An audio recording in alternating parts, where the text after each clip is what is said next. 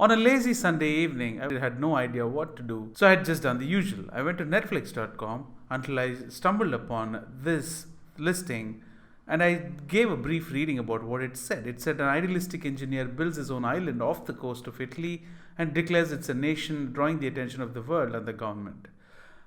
Being a travel freak myself, this really caught my attention and I really wanted to look at what this movie is all about. So what did I do? I just hit the play button.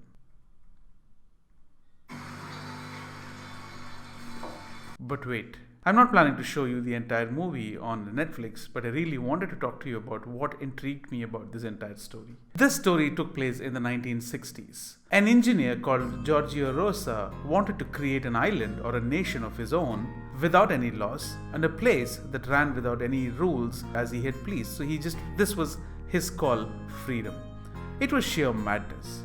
With the help of a friend called Maurizio, he built a man-made island, or a structure if you may call, which was about 400 square meters in size. However, you can't stop asking yourself a few questions. Where did he do it? Why not in his own city? And how the hell did he do it with no money? Well, where did he do it? That's an interesting question. Let's keep that for the later. Why not in his own country? As I said, every country has a set of rules and laws governing them, and you have to abide by them, and he wanted to break free from that clutch. How did he do it with no money? Well, that's an interesting story as well, but let's first answer the question, where did he do it? Well, he did it about 6 miles away from the Italian borders in the international waters. Yes, you heard me right. He did not build it on land. Well, he built it on the international waters beyond the borders of Italy, which does not fall under the jurisdiction of Italy. Well, isn't that interesting? Well, I would say that's fascinating. But how did he do it with no money? Well, he was an engineer. He had all the intelligence needed to do that. With all his might, he used steel or metal pylons, which are just like electric poles. Well, these pylons were shallow, so one end of the pylons were open so that could take in water, and concrete was poured so that they served as the pillars to uphold the structure. They also drilled the sea to fetch fresh water. Well, they were very happy. They thought, we have water, we have a structure that we could sit upon. What else do we need? We have our own island now. Later, this island became the center of attraction for all tourists, and it also served as home for people who were castaways. People who got lost in the sea, people who did not have any country of their own, started living on this island, and one of them even rented it for a year. Well, things really got picked up by the local media, and it was the talk of the town. So much so that the news also covered them on the television. It was already a tourist attraction, so they called it the Rosa Island. They also had a bar, they also had a post office, and they needed everything that one could ask for to live on the island. Not just that, at a later point in time, they had their own currency, they had their own postal stamps, and guess what? They also issued their own passports.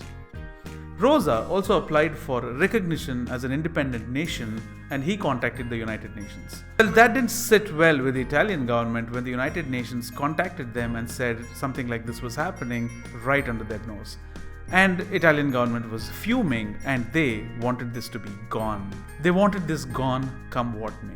By then, Rosa had understood that the Italian government was trying to bribe him, get him away from the island, and give up everything that he has been doing. So he had approached the European Council, but the Italians were fuming at this point in time. They really wanted to get hold of things. Communists were scared, and the non-communists were scared as well. Both of them were scared because here is a piece of nation, as they called it, which does not fall under the Italian government's jurisdiction. Necessarily, the taxes don't come to Italy. The government started wondering if this was an attempt to evade taxes because they don't fall under the Italian government. While that is not proven at the end of the day, at any cost, this had to be stopped. This sheer madness had to be stopped. While Rosa did not find a reason of why a government was hell-bent upon getting him thrown from this island and things that he built with so much of passion, excitement, and this was his life, As things got a little heated and as the European Council seeked some time to look into this matter, the Italian government really started getting impatient and they wanted this to be gone. So what they did was something unimaginable. They decided that they had to blow this whole structure up. They wanted to dismantle this whole thing and bring things back to normal. So they tried their attempts where this was taken over by the government officials or the military, and they started dismantling the so-called island or the nation. But the structure was so well built, it was impossible for them to dismantle the whole thing. So they decided they would use explosives to blow up the whole thing. There were also rumors, or we don't know if they were actually rumors or the truth, but there were also instances when it was noted that this was so strong that a second round of explosives had to be deployed to bring the whole structure down. Now this was obviously very disheartening for Rosa, but he had no choice than to give up because he couldn't face the government alone. So that was the end of the structure that was so-called an independent nation at this point in time. The structure officially was located just about 550 meters away in the territorial waters, about 6 miles away from Italy's territory. It is also interesting to know that the only invasion that Italy did was on this island, and it invaded it after the World War. Post this event, to make sure nothing of this sort happened in the future, the United Nations moved the international territories from 6 miles to 11 miles going forward across all borders. Well, this is definitely a fascinating story, but what really caught my attention was this was a true story, an incredible true story, and it is also there on Netflix as I had showed. But about 20% of the movie was made up to make it as cinematic as possible.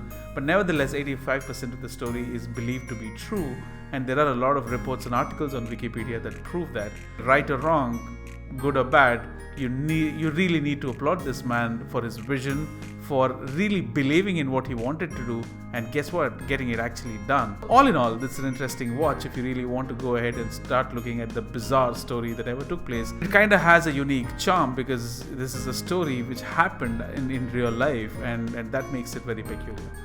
Hope you like this video and you appreciate the content that you see. I will see you again in the next video. Please do subscribe to this channel if you have not already done that. I plan to bring in the best of the best of the best for you. Cheers guys, my name is Casey, signing off.